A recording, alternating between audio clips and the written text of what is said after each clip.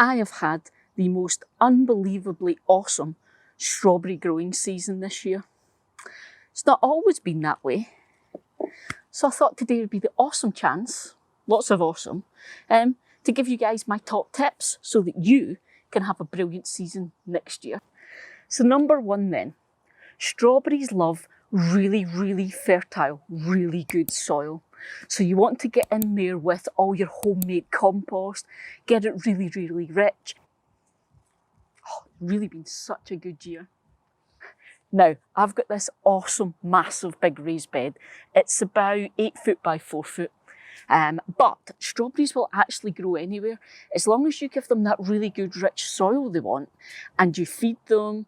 All they want apart from that is some shelter, because they don't like the really bad frosts can kill off the plants. So a bit of shelter, and they like lots of sun. So put them in a really sunny spot in your garden, because after all, it's that sun that ripens the fruit, like with anything.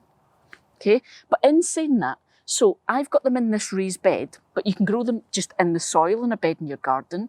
You can grow them in hanging baskets, in pots, containers. And I suppose the good thing about baskets, pots and containers is you can move it around the garden and find the right spot for them. So you don't have to have lots of space, not at all. In fact, this bed is far too big for Kate and I. As you can see, if we're getting this many strawberries every single day, we are actually absolutely pig sick of strawberries. So we could probably do with reducing this bed down. Sad, but true. Now here's the thing. I'm saying about how we've got this bed and we get too many strawberries. Also, this bed is overcrowded. The best way to get a good crop of strawberries is to give them space to let that light in so it can ripen the fruit. But also, it lets the air get about, because if it's cramped, too cramped like this, it can stop the airflow, and that can encourage things like mold and mildew, which you don't want. But also, if you guys are a follower of this channel, you'll know that I actually had an aphid problem in this bed this year, specifically because it was overcrowded, and it made it the perfect breeding ground for pests. Talking about it being overcrowded and pests, aphids and mold and mildew aren't the only pests to think about. So I can see here, I've had in the past years some serious problems with slugs and birds and things. Now, I've got these awesome raised nets that I built and put onto my beds, and that stops the birds. Because let's be honest, we love these beautiful red jewels, so will the birds. So if you've got some net over your beds, make sure it's nice and tight and so the birds can't get under it and get trapped inside there or in the nets. That's important. But if you've got nets on there, it will stop the birds. So the next problem is the slugs. Now, let me show you what the slugs can do. Now, I don't know how well you can see this, but the slugs will take real chunks out of them. The little gits won't eat the whole fruit. They'll just take chunks out and then move on to the next one. And that is really frustrating.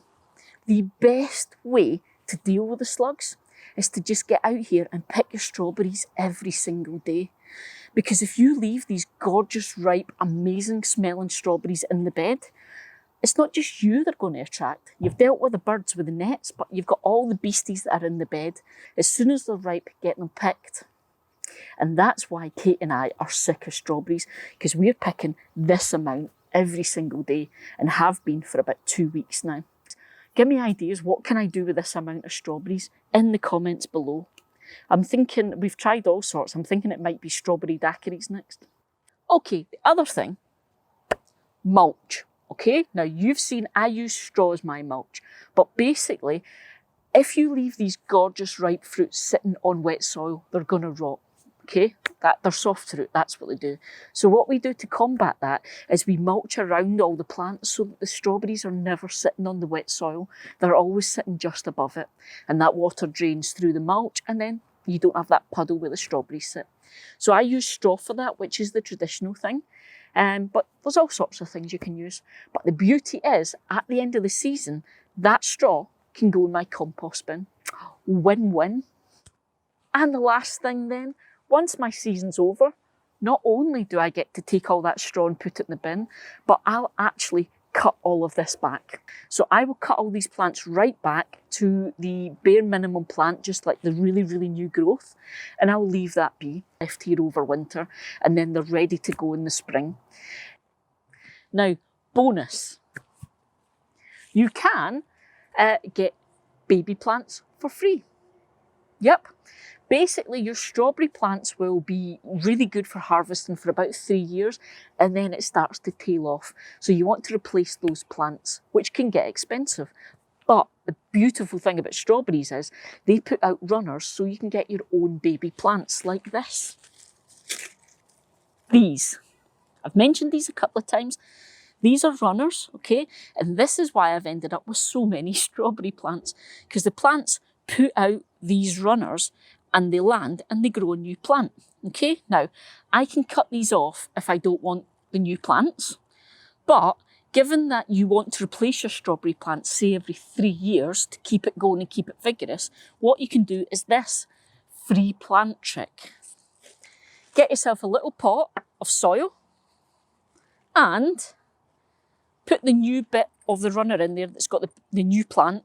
It probably won't be this size when you find them, but get yourself just a wee hooked bit of wire or something and press it into the soil so that it holds that runner in place. And then you just leave that plant and it will root and it will become a brand new plant. And then you can just chop that runner off and you've got a whole new plant. And this bed, if it's got, say, 30 plants in it, they'll all put out a few runners. So you'll get basically a whole new bed of plants. So when it comes time to replace them, saves you buying new plants. And then all we do is I'll just put that back in the bed. So it's there, it's in the bed with all the other plants. It's in the weather, the atmosphere, the temperature, the outdoors, what it's used to. I'll just leave that to go. And when that's rooted, I'll chop it and that's a fresh strawberry plant. There we go then. Eli's incredible tips for you to get your most amazing, successful strawberry harvest next season. Follow these tips and let me know in the comments below how you get on. Now, as always, I'll be back on Sunday for another video, but if you can't wait until then, some options for you here. Get a coffee, have a wee binge watch, and I'll see you next week. See you guys.